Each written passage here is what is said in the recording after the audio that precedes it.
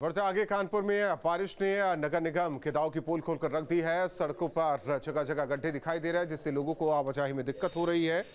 ब्रह्मनगर से लेकर गुमटी गुरुद्वारा तक की सड़कें बदहाल है, जहां गड्ढों को मलबा डालकर जैसे तैसे भरा जा रहा है, लेकिन बारिश में सब धुल गया। ब्रह्मनगर चौराहे पर बना बड़ा गड्ढा लोगों के लिए सिरदर्द बन चुका है। मरम्मत का काम बेहद धीमी गति से हो रहा है, जिससे जनता में नाराजगी है। लोग मांग कर रहे हैं कि सड़कों की स्थायी मरम्मत जल्द से जल्द कराई जाए। कानपुर में इन दिनों लोग गड्ढों से परेशान हैं। दरअसल सड़कों पर गड्ढे हो रहे हैं क्योंकि पुराने गड्ढे जो हुए थे उन्हें भरने में लापरवाही बरती गई।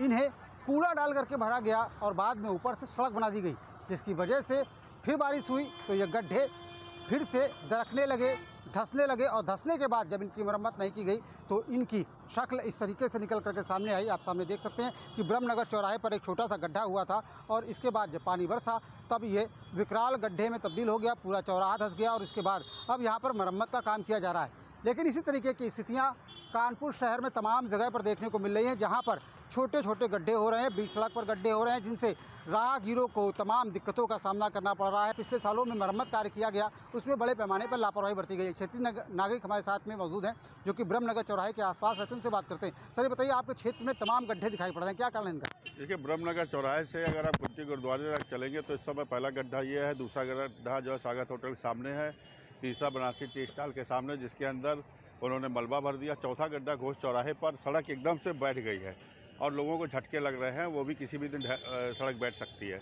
ये तो इतना बड़ा गड्ढा है, समझ के चलिए। इस तरीके से गड्ढे चूँकि नीचे डॉट नाले चल रहे हैं जो अंग्रेज़ों के ज़माने बनाए गए 100-150 साल पुराने हैं, उसको कई बार ये प्रयास किया गया कि पाइपलाइन डाल दी जाए जिससे धंसे ना।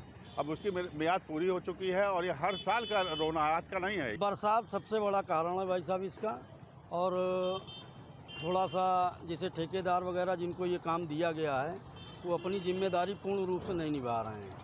अगर वो पूर्ण रूप से अपनी जिम्मेदारी निभावें, लेबर बढ़ावें, दिन रात काम करें, तब तो ये यातायात सुलभ हो सकता है। वो लोग दिन में काम बंद कर देते हैं, रात में काम करते हैं। बरसात का मौसम चल रहा है, जितना वो काम करते हैं बरसात के मौसम में पानी बरसता फिर उतना बर्बाद हो जाता है।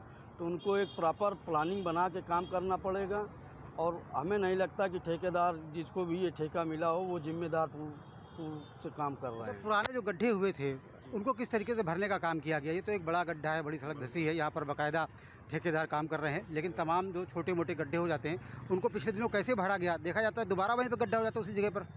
उसका ये कारण है कि अगर वो जो गड्ढा हुआ है उसको प्रॉपर रूप से अगल बगल उसको पूरा खोद के कायदे से उसमें गिट्टी, मोरंग, सीमेंट का मसाला डालें। ये लोग करते क्या है कि धूल गर्दा और ये आपका मलबा ला के भर देते हैं और पानी बरसता है तो मलबा फिर बैठ जाता है तो गड्ढा और बड़ा हो जाता है। तो कानपुर में फ़िलहाल जो सड़क पर हो रहे गड्ढे हैं वो एक बड़ी समस्या है, राहगीरों के लिए बड़ी परेशानी है। उन्हें चक्कर काट करके गुजरना पड़ता है और कई बार अचानक सड़क धंसने की वजह से लोगों की जान पर भी बनाती है। लेकिन नगर निगम के सहित तमाम जिम्मेदार विभाग लापरवाह बने हुए हैं, क्योंकि जब गड्ढे होते हैं तो इन्हें बिना प्रोटोकॉल का पालन किए हुए भर दिया जाता है। वीडियो तासिफ पर श्याम तिवारी, न्यूज़ स्ट्रिप, कानपुर। जहाँ भक्ति है हर शब्द में, कथाओं में छिपे हैं दिव्य रहस्य और ज्योतिष देता है जीवन को दिशा। धर्म से जुड़ी हर बातों को जानने के लिए हमारे चैनल स्तुति को सब्सक्राइब करें। चैनल पर जाने के लिए इस लिंक पर क्लिक करें।